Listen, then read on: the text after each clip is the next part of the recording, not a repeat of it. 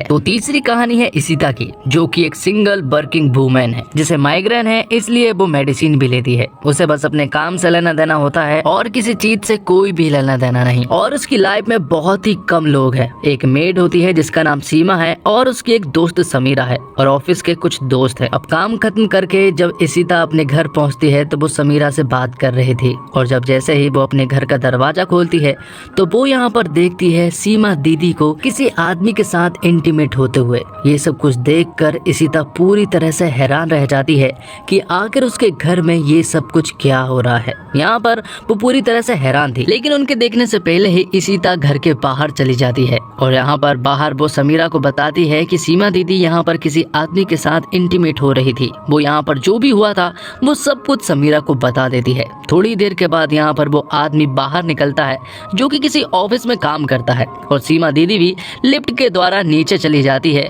और यहाँ से सीधा अपने घर चली जाती है। ये भी सब कुछ भी हुआ वो सब कुछ 3 बजे के आसपास हुआ था। अब हैरान होते हुए इशिता घर के अंदर आती है और वो उस बेड को देखती है जिस बेड पर अभी सब कुछ हुआ था। वो यहाँ पर पूरी तरह से फ्रस्ट्रेट थी। अब अगले दिन के सीन में हम देखते हैं इशिता को जो कि सीमा दीदी को घूर कर देख रही थी, लेकिन इशिता ने सीमा से यहाँ पर कुछ भी नहीं कहा था कि कल उसने उनको सब कुछ करता हुआ देख लिया था। यहाँ पर उसने सीमा से जिक्र भी नहीं कहा था, लेकिन उसकी बातों में थोड़ी झिझक तो थी। अगले दिन फिर से 3 बजते हैं और 3 बजते ही यहाँ पर इशिता फिर से अपने घर के अंदर आ जाती है, जहाँ पर कि वो आदमी फिर से उसकी मेड सीमा के साथ इंटीमेट हो रहा था। यहाँ पर फिर से इशिता उन्हें देखकर पूरी तरह से खो जाती है। उसकी लाइफ में ये सब कुछ कभी भी नहीं हुआ था, इसलिए यहाँ पर वो उन्हें देखकर एंजॉय कर रही थी। दिन धीरे धीरे बढ़ते जाते हैं और इसी तरह से 3 बजे का टाइम मिलाते हुए इशिता उन्हें एंजॉय करते हुए देखने लगती है। और आगे हमें मालूम चलता है कि दरअसल सीमा के घर पर पर्सनल स्पेस ना होने के कारण उन्हें ये सारे काम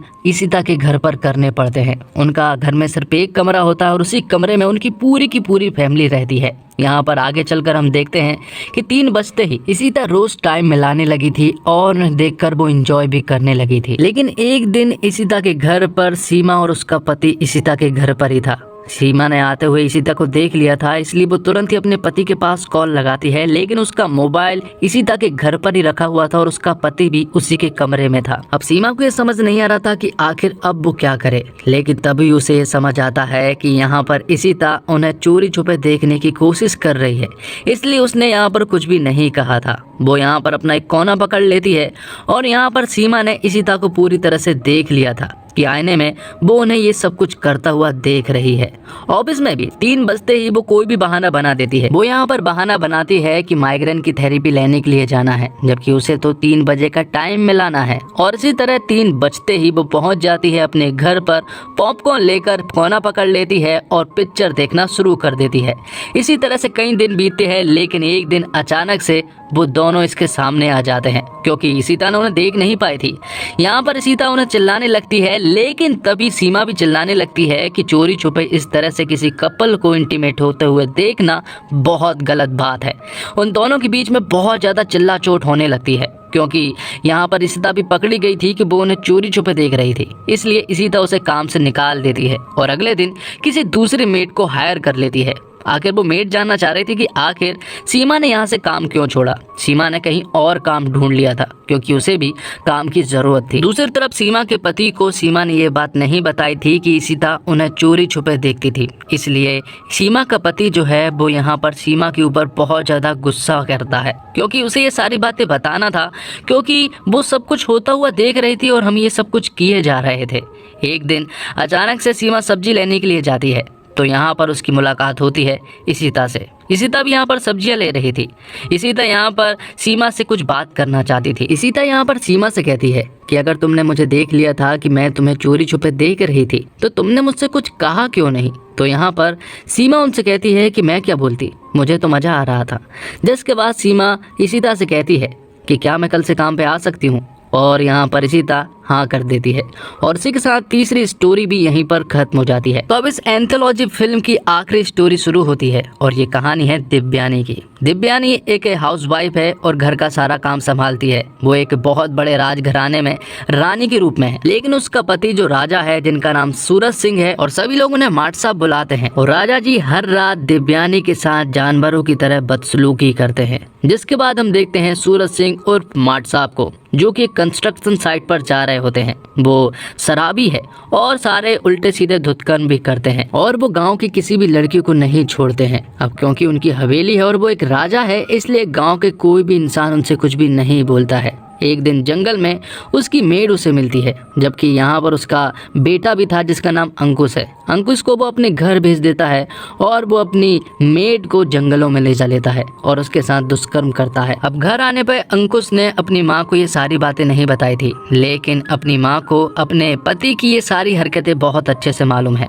यहाँ पर हमें मालूम चलता है कि दरअसल अंकुश जो है वो आगे की पढ़ाई करने के लिए इंग्लैंड जाना चाहता है और वो अपनी माँ को भी अपने साथ ले जाना चाहता है, लेकिन यहाँ पर दिव्यानी को मालूम है कि उसका नसीब यहीं पर लिखा हुआ है, वो उसके साथ इंग्लैंड नहीं जा सकती।